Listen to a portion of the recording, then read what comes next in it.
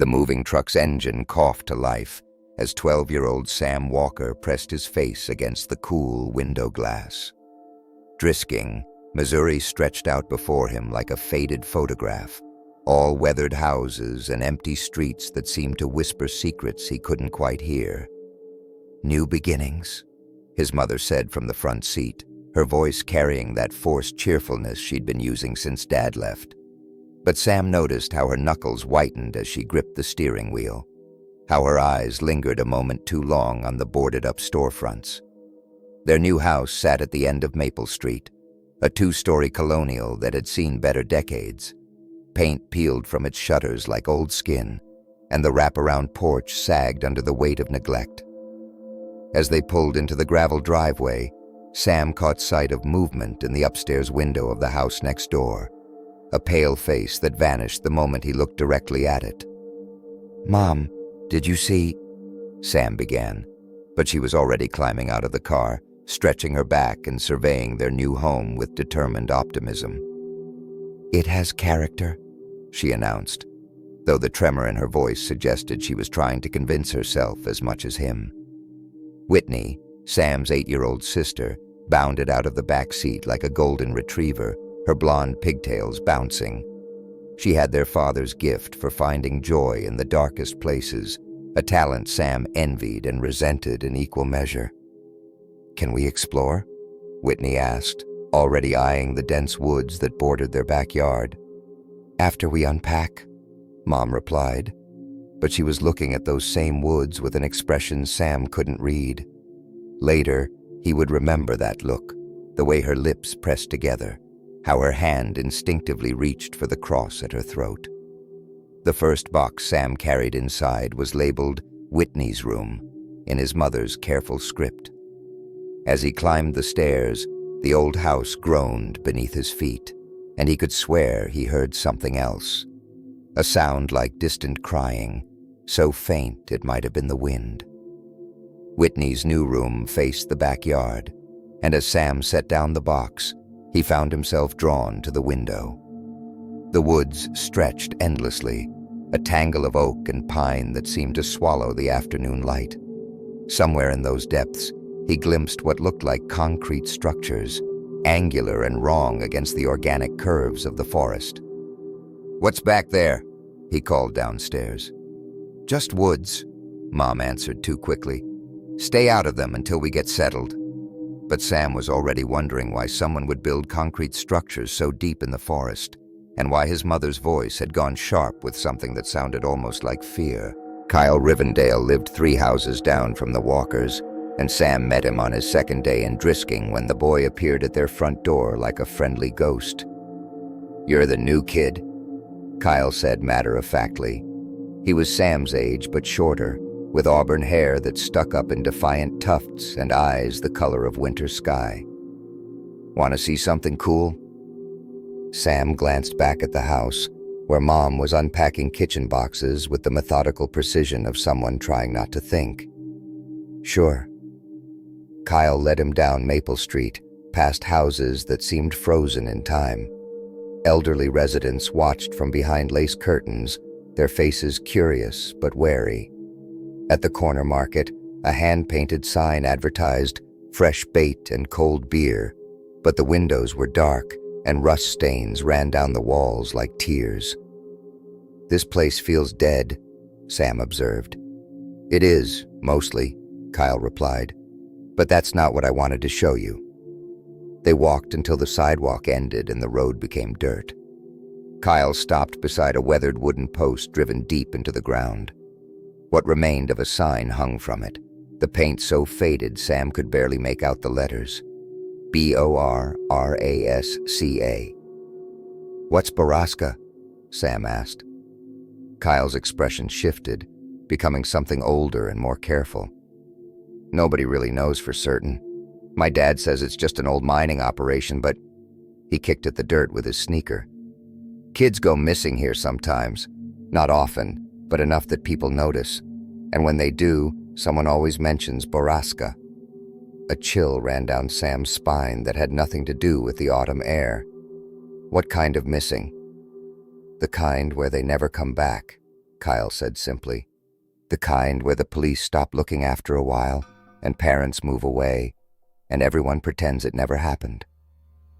Sam stared at the faded sign, at the dirt road that curved away into shadows. How long has this been going on? Forever, as far as anyone knows. My grandmother used to tell stories about it when she was drinking. She said Borrasca was hungry, that it needed to feed. Kyle's voice dropped to a whisper. She said the only way to stay safe was to never go looking for it. But people know where it is, Sam said. It wasn't a question. Kyle nodded slowly. Some do. The question is whether anyone's brave enough or stupid enough to find out what really happens there. As they walked back toward town, Sam couldn't shake the feeling that something was watching them from the woods. When he looked back at the Borrasca sign, it seemed to lean forward slightly, as if straining to follow. Kimber arrived at Drisking Middle School like a storm system, unpredictable, electric, and impossible to ignore. Sam first noticed her during lunch period, sitting alone at a corner table, sketching in a battered notebook while everyone else clustered in their familiar groups. She had dark hair that fell across her face like a curtain, and eyes the color of moss after rain. When she looked up and caught Sam staring, her smile was sharp enough to cut glass. "You're the new boy," she said when he worked up the courage to approach her table. "Sam Walker, right? I'm Kimber. How did you—" "Small town," she explained, closing her notebook before he could see what she'd been drawing.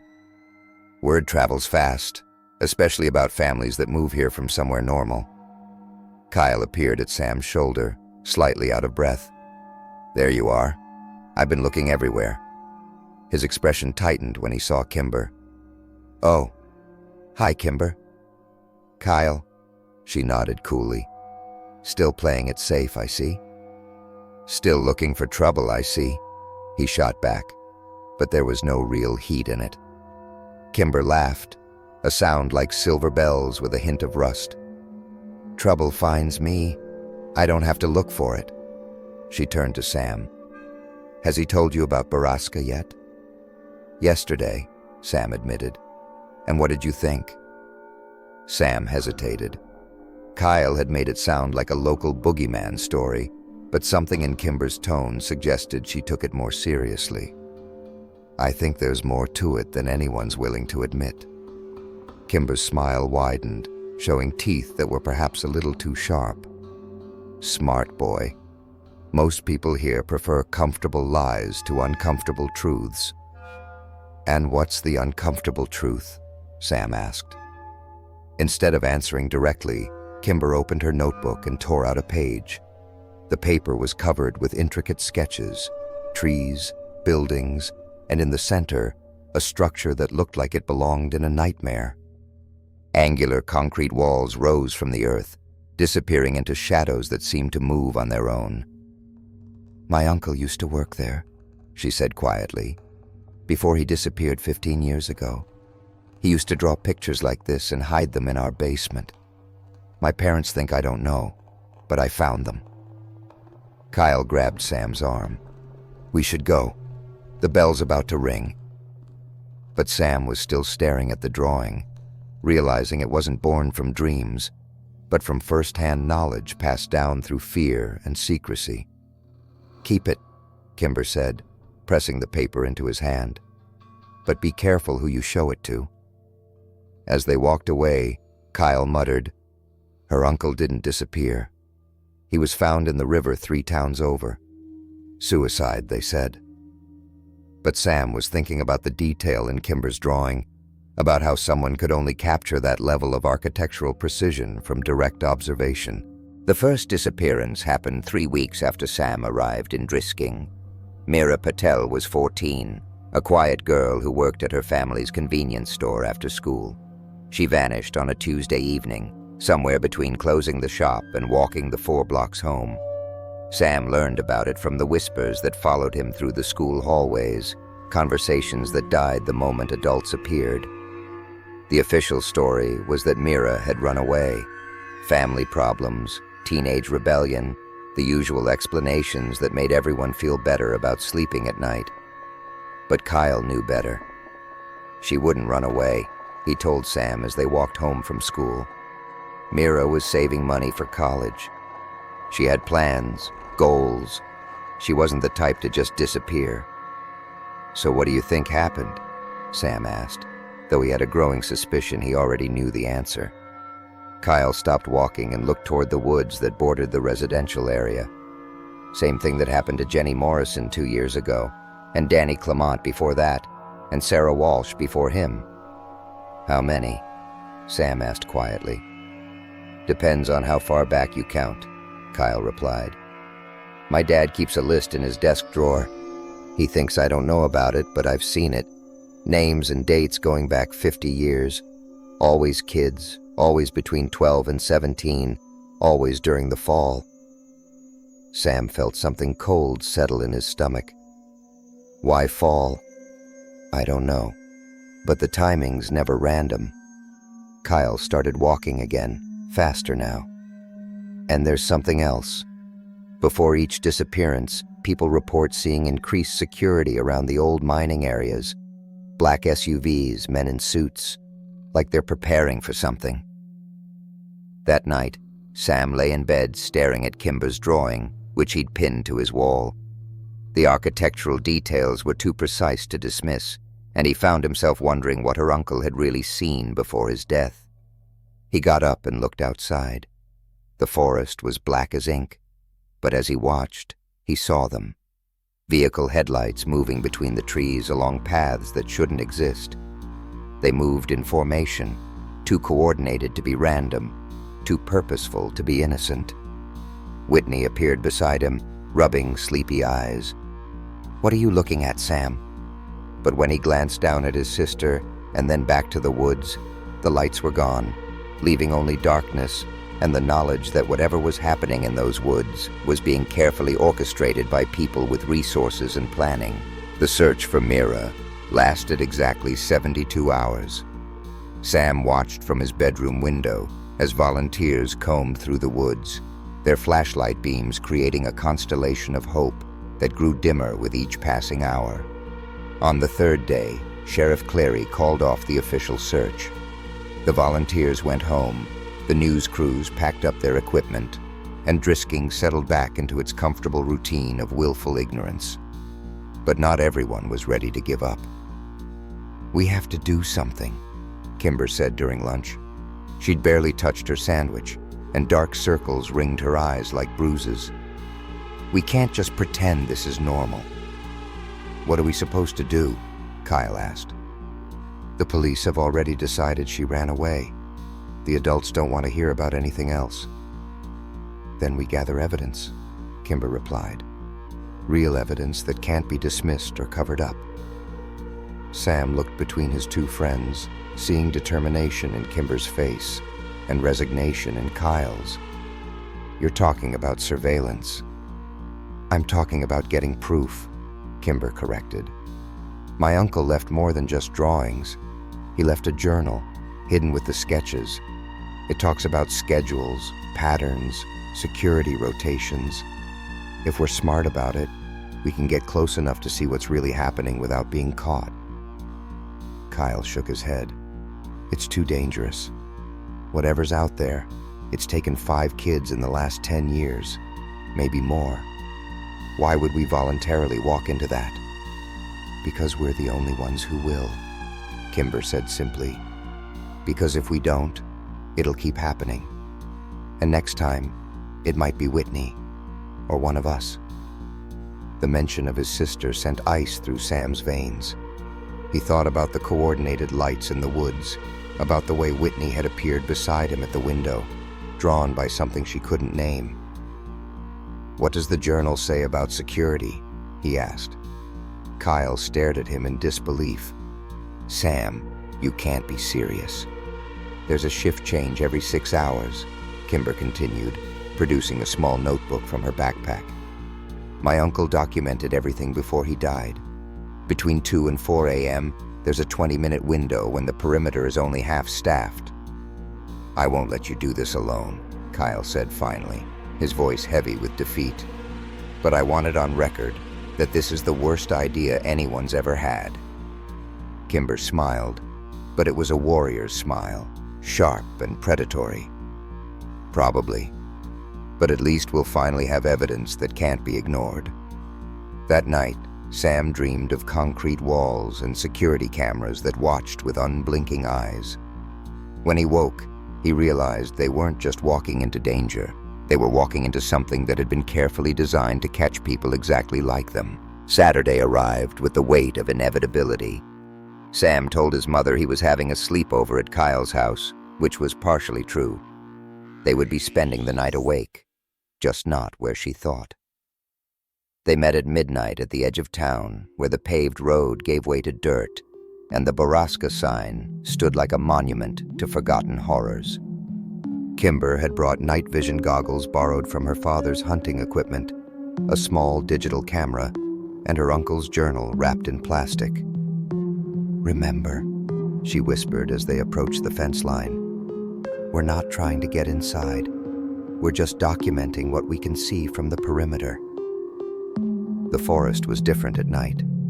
Sounds carried farther, shadows moved with purpose, and every breaking twig might herald discovery. Following Kimber's uncle's notes, they avoided the main access road and approached from the north, where the terrain was rougher, but the security was lighter. The facility was massive, far larger than Sam had imagined from Kimber's drawings. Multiple buildings connected by covered walkways, all surrounded by chain link topped with razor wire. Floodlights created pools of harsh illumination, but between them lay corridors of shadow where someone careful could move unseen. "Jesus," Kyle whispered. "This isn't some abandoned mining operation. This is active, organized." Through the night vision goggles, Sam could see guards making regular patrols, their movements coordinated by radio communication. These weren't small-town security guards. They moved with military precision, carried professional equipment, and maintained radio silence except for scheduled check-ins. "There," Kimber pointed to a loading dock where a white van was parked. "My uncle wrote about deliveries, always between midnight and dawn, always unmarked vehicles." As they watched, men in coveralls began unloading the van. The cargo was difficult to make out in the darkness, but Sam's blood turned cold when he realized what he was seeing. Stretchers, IV equipment, and boxes marked with medical symbols. "They're not just holding people," he whispered. "They're keeping them alive for a reason." That's when Kyle grabbed his arm and pointed toward the main building. Through a ground floor window, backlit by fluorescent lighting, they could see into what looked like a medical facility.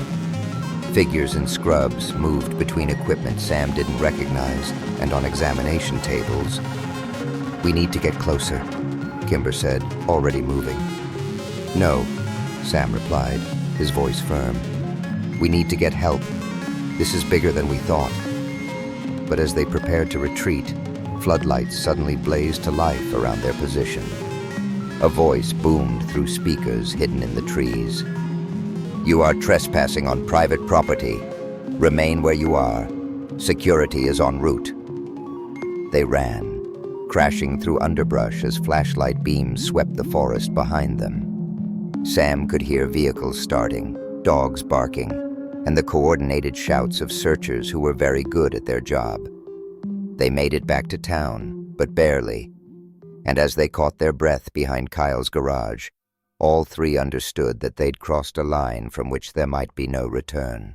By Monday morning, everyone knew. Not about Borrasca specifically, but about 3 local kids who'd been caught trespassing on private property and released with stern warnings. Sheriff Clary made a point of visiting each of their homes, delivering lectures about respecting property rights and staying out of places they didn't belong. But Sam noticed things the sheriff probably hoped he wouldn't. The way Clary's eyes never quite met theirs, the nervous sweat on his forehead despite the cool weather, the way he kept checking his watch as if he had somewhere more important to be. "We rattled them," Kimber said during lunch, her voice barely above a whisper. "They're scared we saw something." "They should be. Kyle replied grimly. Because we did. The question was what to do with the knowledge. The photographs Kimber had managed to take were blurry, the night vision footage was barely comprehensible, and their story sounded like the paranoid fantasies of over-imaginative teenagers. We need an adult, Sam said finally. Someone with authority who'll listen. Like who? Kyle asked. Sheriff Clary's obviously compromised. The mayor probably is too. Anyone with real power in this town has to know what's happening. That's when Kimber produced a business card from her backpack. My uncle wasn't the only one who suspected something. Before he died, he was in contact with an FBI agent who specializes in missing persons cases, Agent Martinez. She gave him this card and told him to call if he ever found concrete evidence. Your uncle's been dead for 15 years, Kyle pointed out. But Agent Martinez is still alive, Kimber replied. I looked her up. She's been investigating a pattern of disappearances across small Midwest towns for decades. Towns just like Drisking. Sam felt something like hope stirring in his chest. You think she'd believe us? I think she's been waiting for someone to call, Kimber said. My uncle's journal mentions other towns, other facilities. Borrasca isn't unique. It's part of something much larger. That afternoon, they walked to the payphone outside the corner market. Kimber dialed the number with shaking fingers while Sam and Kyle stood watch. The phone rang twice before a professional voice answered. Agent Martinez. My name is Kimber DeStaro, she began, her voice stronger than Sam had expected. I'm calling about Drisking, Missouri, and a place called Borrasca. There was a long pause. Then, how did you get this number? From my uncle's journal, Thomas DeStaro. He contacted you 15 years ago. Another pause, longer this time. I remember Thomas. He died before we could meet. Where are you calling from? A payphone in Drisking. We have evidence. Photographs, documentation, witness testimony. Children are disappearing, and we know where they're being taken. Listen carefully, Agent Martinez said, her voice sharp with urgency. Do not go back to that facility. Do not discuss this with anyone else in town. Can you get to the Walmart in Carthage by 8 p.m. tonight? Yes, Kimber replied. I'll be there. Look for a woman in a red jacket carrying a clipboard. And kids? Be very, very careful.